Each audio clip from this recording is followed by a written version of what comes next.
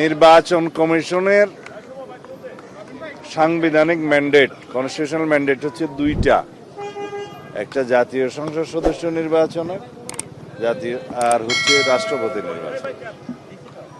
জাতীয় সংসদের নির্বাচন অনুষ্ঠিত হয়েছে, নির্বাচন কমিশন কনস্টিটিউশনাল এটার দায়িত্বপ্রাপ্ত।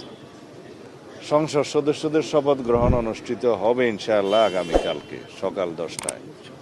এটাও সাংবিধানিকভাবে স্পিকার অথবা ডেপুটি স্পিকার অ্যাভেলেবেল না থাকলে বা তারা অপারগ হলে বা তাদের মনোনীত প্রতিনিধি যদি না থাকে, সেই ক্ষেত্রে দ্বিতীয় অপশন হচ্ছে প্রধান নির্বাচন কমিশনার শপথ পাঠ করাবেন। সেই হিসাবে আগামীকালকে সকাল 10টায় জাতীয় সংসদের নির্বাচিত সদস্যদের শপথ গ্রহণ অনুষ্ঠিত হবে। এইটা প্রধান নির্বাচন কমিশনের সাংবিধানিক এখতিয়ার আছে।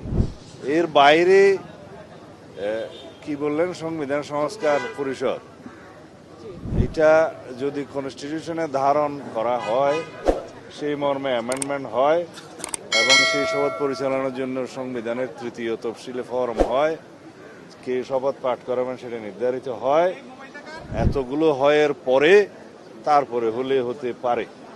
ভাই, আরেকটা বিষয়, মন্ত্রিসভা কি চূড়ান্ত হয়ে গিয়েছে? আর কত সদস্যের হতে পারে? আমরা বিভিন্ন গণমাধ্যমে দেখতে পাচ্ছি আগামীকাল পর্যন্ত অপেক্ষা করা যাবে না। আরেকটা বিষয় হলো, বিরোধী দল ছায়া সংসদ করছে, এই বিষয়টি কিভাবে দেখছেন? বিরোধী দল ছায়া সংসদ করার এই সংস্কৃতি উন্নত বিশ্বে আছে, যদি তা করে সেটাকে স্বাগতম জানাই। তাহলে এখন কি আমরা কবে নাগাদ জানতে পারবো মন্ত্রিসভা কার আছে? আপনি আইনমন্ত্রী হচ্ছেন এমনটি শুনতে পাচ্ছি। সমস্ত প্রশ্ন আমি শুনি নাই, ধন্যবাদ।